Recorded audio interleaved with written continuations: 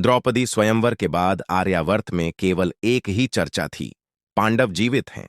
हस्तिनापुर के राजमहल में यह समाचार बिजली की तरह गिरा। दुर्योधन का चेहरा क्रोध से लाल हो गया। उसे विश्वास ही नहीं हो रहा था कि जिन पांडवों को वह लाक्षागृह में जलाकर मार चुका समझ रहा था, वे अब पहले से अधिक शक्तिशाली होकर लौट आए हैं। धृतराष्ट्र भी भीतर से घबरा उठे। वे जानते थे कि यदि प्रजा को पांडवों के जीवित होने का पता चला तो उनका प्रेम और अधिक बढ़ जाएगा। सभा में भीष्म पितामह, विदुर और द्रोणाचार्य प्रसन्न थे। विदुर मुस्कुराते हुए बोले, धर्म की रक्षा स्वयं भगवान करते हैं। दुर्योधन ने क्रोध में मुट्ठी भींच ली। उधर पांडव द्रौपदी के साथ हस्तिनापुर लौटे। नगरवासियों ने उनका भव्य स्वागत किया। चारों ओर फूलों की वर्षा होने लगी। लोग खुशी से जयकारे लगा रहे थे। युधिष्ठिर की जय, पांडवों की जय। दुर्योधन के लिए यह सब असहनीय था। धृतराष्ट्र ने स्थिति संभालने के लिए एक निर्णय लिया। उन्होंने राज्य के विभाजन की घोषणा कर दी। उन्होंने कहा, पांडव और कौरव दोनों कुरुवंश के पुत्र हैं, इसलिए राज्य का आधा भाग पांडवों को दिया जाएगा। लेकिन दुर्योधन ने चालाकी से पांडवों को ऐसा क्षेत्र दिलवाया जो बंजर और वीरान था, खांडवप्रस्थ। वह स्थान जंगलों और उजाड़ भूमि से भरा था। वहां न महल थे, न नगर, न खेती। दुर्योधन मन ही मन हंस रहा था। लेकिन पांडव निराश नहीं हुए। श्री कृष्ण उस समय उनके साथ थे। उन्होंने मुस्कुराकर कहा, जहां परिश्रम और धर्म हो, वहां उजाड़ भूमि भी स्वर्ग बन जाती है। पांडवों ने खांडवप्रस्थ को बसाना शुरू किया। धीरे धीरे वहां सुंदर महल, विशाल सड़कें और भव्य भवन बनने लगे। मय दानव ने अर्जुन और कृष्ण की सहायता से एक अद्भुत सभा का निर्माण किया। वह सभा इतनी विचित्र थी कि वहां पानी भूमि जैसा और भूमि पानी जैसी दिखाई देती थी। कुछ ही वर्षों में खांडवप्रस्थ एक महान नगर बन गया। अब उसका नया नाम रखा गया, इंद्रप्रस्थ। इंद्रप्रस्थ की समृद्धि देखकर पूरा आर्यावर्त चकित था। वहां न्याय था, धर्म था और सुख समृद्धि थी।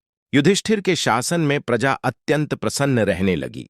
उधर दुर्योधन के मन में ईर्ष्या और भी बढ़ती जा रही थी। इसी समय श्री कृष्ण और अर्जुन के बीच मित्रता भी गहरी होती जा रही थी। दोनों साथ मिलकर अनेक कार्य करने लगे। एक दिन अग्निदेव श्री कृष्ण और अर्जुन के पास आए। उन्होंने कहा, मैं खांडव वन को भस्म करना चाहता हूं, लेकिन इंद्र बार बार वर्षा करके मेरी अग्नि बुझा देते हैं। आप मेरी सहायता कीजिए। अर्जुन और कृष्ण ने उनकी सहायता स्वीकार कर ली। अग्निदेव ने अर्जुन को दिव्य गांडीव धनुष और अक्षय तरकश दिया। श्री कृष्ण को सुदर्शन चक्र प्राप्त हुआ। इसके बाद खांडव वन में भयंकर अग्नि प्रज्वलित हुई। इंद्र ने वर्षा करके आग बुझाने का प्रयास किया, लेकिन अर्जुन ने अपने बाणों से आकाश को ढक दिया। कोई भी वन से बाहर नहीं निकल पाया। उसी वन में मय दानव रहता था। अर्जुन ने उसका प्राण बचा लिया। कृतज्ञ होकर मय दानव ने इंद्रप्रस्थ में वह अद्भुत सभा बनाई जिसकी सुंदरता की तुलना स्वर्ग से की जाने लगी। समय बीतता गया। अब युधिष्ठिर ने राजसूय यज्ञ करने का विचार किया।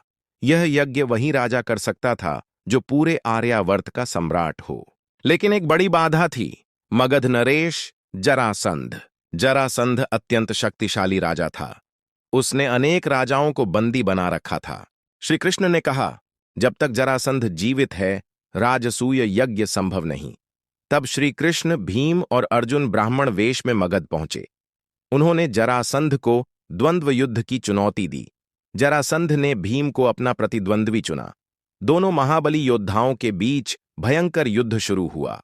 कई दिनों तक युद्ध चलता रहा। धरती कांपने लगी। भीम बार बार जरासंध को घायल करते, लेकिन वह फिर उठ खड़ा होता। तब श्री कृष्ण ने संकेत दिया। उन्होंने एक तिनके को बीच से फाड़कर दोनों भागों को विपरीत दिशा में फेंका। भीम समझ गए। उन्होंने जरासंध के शरीर को दो भागों में चीरकर दोनों हिस्सों को विपरीत दिशा में फेंक दिया। इस बार जरासंध पुनः जीवित नहीं हो पाया। बंदी बनाए गए सभी राजा मुक्त हो गए। अब युधिष्ठिर का राजसूय यज्ञ आरंभ हुआ। पूरे आर्यावर्त से राजा और महायोद्धा इंद्रप्रस्थ पहुंचे। सभा अत्यंत भव्य थी। यज्ञ में सबसे पहले सम्मान किसे दिया जाए, इस पर चर्चा हुई। भीष्म पितामह बोले, इस पृथ्वी पर श्री कृष्ण से महान कोई नहीं। प्रथम सम्मान उन्हीं को मिलना चाहिए। सभी सहमत हो गए। लेकिन चेदी नरेश शिशुपाल क्रोधित हो उठा। वह श्री कृष्ण से घृणा करता था। उसने सभा के बीच उनका अपमान करना शुरू कर दिया। शिशुपाल लगातार कटु शब्द बोलता रहा। श्री कृष्ण शांत बैठे रहे, क्योंकि उन्होंने उसकी माता को वचन दिया था कि वे शिशुपाल की 100 गलतियां क्षमा करेंगे। लेकिन जब उसकी सीमा पूरी हो गई, तब श्री कृष्ण ने सुदर्शन चक्र चलाया। क्षण भर में शिशुपाल का अंत हो गया। सभा में सन्नाटा छा गया। सभी ने श्री कृष्ण की दिव्य शक्ति देखी। राजसूय यज्ञ सफलतापूर्वक संपन्न हुआ। युधिष्ठिर अब सम्राट बन चुके थे, लेकिन यही सफलता दुर्योधन के हृदय में जलती आग बन गई। राजसूय यज्ञ के बाद दुर्योधन इंद्रप्रस्थ की मायावी सभा देखने गया। वह सभा इतनी विचित्र थी कि दुर्योधन भ्रमित हो गया। जहां भूमि दिखाई देती वहां पानी होता, जहां पानी दिखता वहां ठोस फर्श होता। एक स्थान पर दुर्योधन ने पानी समझकर वस्त्र ऊपर उठाए, लेकिन वहां भूमि थी। दूसरे स्थान पर उसने भूमि समझकर कदम रखा और वह पानी में गिर पड़ा। सभा में उपस्थित लोग हंस पड़े। कहा जाता है कि द्रौपदी भी मुस्कुरा उठीं। दुर्योधन का चेहरा अपमान से जल उठा। उसने मन ही मन प्रतिज्ञा की, मैं पांडवों से यह अपमान अवश्य चुकाऊंगा। हस्तिनापुर लौटते ही उसने शकुनि से कहा, मामा श्री, जब तक पांडवों की समृद्धि नष्ट नहीं होती, मुझे शांति नहीं मिलेगी। शकुनि मुस्कुराया। उसे पता था कि युधिष्ठिर को जुए का शौक है। उसने कहा, जहां शक्ति काम न आए, वहां बुद्धि और छल का प्रयोग करना चाहिए। कुछ दिनों बाद धृतराष्ट्र के नाम से पांडवों को जुए के खेल के लिए आमंत्रण भेजा गया। विदुर ने युधिष्ठिर को सावधान किया, लेकिन युधिष्ठिर ने कहा, राजा का निमंत्रण अस्वीकार करना अधर्म होगा। पांडव हस्तिनापुर पहुंचे। सभा में शकुनि पासे लेकर बैठा था। वह छल और कपट में माहिर था। जुए का खेल शुरू हुआ। शकुनि दुर्योधन की ओर से खेल रहा था। पहले युधिष्ठिर ने सोना चांदी दांव पर लगाया और हार गए। फिर उन्होंने रत्न, हाथी, घोड़े और सेना दांव पर लगाई और सब हार गए। भीम क्रोध से कांप रहे थे। अर्जुन बार बार युधिष्ठिर को रोकना चाहते थे, लेकिन धर्मराज जुए के मोह में फंस चुके थे। धीरे धीरे युधिष्ठिर ने पूरा इंद्रप्रस्थ हार दिया। इसके बाद उन्होंने अपने भाइयों को दांव पर लगा दिया। पहले नकुल हार गए, फिर सहदेव हार गए, फिर अर्जुन हार गए, फिर भीम हार गए। अंत में युधिष्ठिर ने स्वयं को दांव पर लगाया और हार गए। सभा में भयानक सन्नाटा छा गया, लेकिन शकुनि यहीं नहीं रुका। उसने मुस्कुराकर कहा, अभी तुम्हारे पास एक चीज और बची है, द्रौपदी। युधिष्ठिर ने कांपते हाथों से द्रौपदी को भी दांव पर लगा दिया और हार गए। दुर्योधन की आंखों में क्रूर आनंद चमक उठा। उसने तुरंत आदेश दिया, दुःशासन, द्रौपदी को सभा में घसीट कर लाओ। दुःशासन क्रूर हंसी हंसता हुआ द्रौपदी के कक्ष में पहुंचा।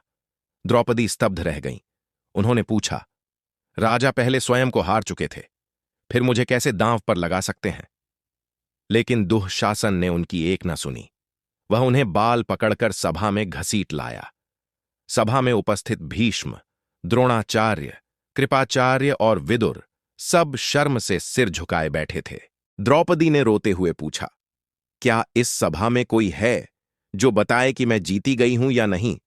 लेकिन कोई उत्तर नहीं दे पाया। तभी दुर्योधन ने घमंड से अपनी जांघ पर हाथ मारकर द्रौपदी को वहां बैठने का संकेत किया। भीम का क्रोध भड़क उठा। उन्होंने प्रतिज्ञा की, दुर्योधन, मैं युद्ध भूमि में तेरी यही जांघ तोड़ूंगा। दुशासन ने द्रौपदी का चीरहरण करने का प्रयास किया। द्रौपदी ने दोनों हाथ जोड़कर श्री कृष्ण को पुकारा, हे गोविंद, अब मेरी रक्षा केवल आप ही कर सकते हैं। उसी क्षण चमत्कार हुआ। दुशासन जितना चीर खींचता, वस्त्र उतना ही बढ़ता जाता। वह थक कर गिर पड़ा। लेकिन द्रौपदी का वस्त्र समाप्त नहीं हुआ। पूरी सभा स्तब्ध रह गई। विदुर ने धृतराष्ट्र से कहा, यदि आज आपने द्रौपदी का अपमान नहीं रोका, तो कुरुवंश का विनाश निश्चित है। धृतराष्ट्र भयभीत हो गए। उन्होंने तुरंत द्रौपदी से क्षमा मांगी और पांडवों को सब कुछ वापस लौटा दिया। लेकिन दुर्योधन फिर भी शांत नहीं हुआ। उसने दोबारा जुए का प्रस्ताव रखा। इस बार शर्त थी, यदि पांडव हार गए तो उन्हें 12 वर्ष वनवास और 1 वर्ष अज्ञातवास बिताना होगा। युधिष्ठिर ने फिर खेल स्वीकार कर लिया और एक बार फिर वे हार गए। अब पांडवों को वनवास जाना था। द्रौपदी की आंखों में आंसू थे। भीम के हृदय में प्रतिशोध की आग जल रही थी। अर्जुन मौन थे।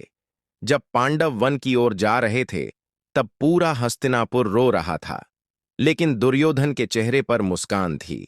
उसे नहीं पता था कि यही वनवास आगे चलकर महाभारत के सबसे भयानक युद्ध की तैयारी बनने वाला है।